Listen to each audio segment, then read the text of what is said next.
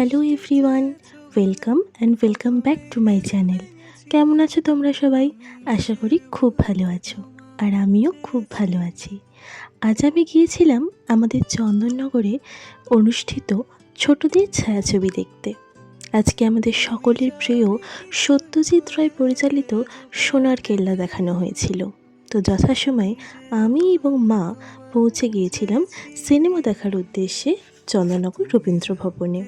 এরপর প্রত্যেকবারের মতো সিনেমা শুরুর আগে জাতীয় সঙ্গীত শুরু হয়।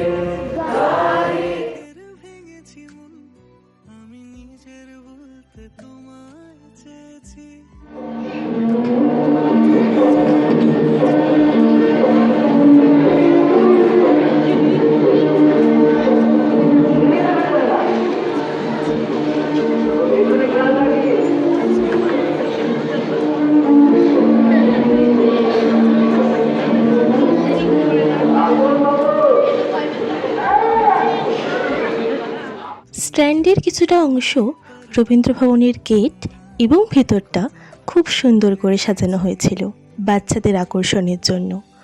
গত বছর থেকে মাননীয় মুখ্যমন্ত্রী মমতা বন্দ্যোপাধ্যায়ের উদ্যোগে এবং মাননীয় মন্ত্রী বিধায়ক ইন্দ্রনীল সেনের তত্ত্বাবধানে ছোটদের ছায়াছবি অনুষ্ঠিত হচ্ছে চন্দননগর রবীন্দ্র ভবনে 6ই মার্চ থেকে 9ই মার্চ। প্রত্যেক দিন বেলা 12টা, দুপুর 3টে এবং সন্ধ্যা 6টায় বিভিন্ন সিনেমা দেখানো হচ্ছে এবং প্রত্যেকটি শোয়ের 1 ঘন্টা আগে থেকে টিকিট দেওয়া হচ্ছে। যদি কেউ আগ্রহী থাকো তাহলে অবশ্যই যেতে পারো। যেহেতু সিনেমা দেখতে যাওয়ার আগে হাতে সময় ছিল না, তাই সিনেমা দেখা শেষ করে এই সুন্দরভাবে সাজানো ভিউটা উপভোগ করছিলাম।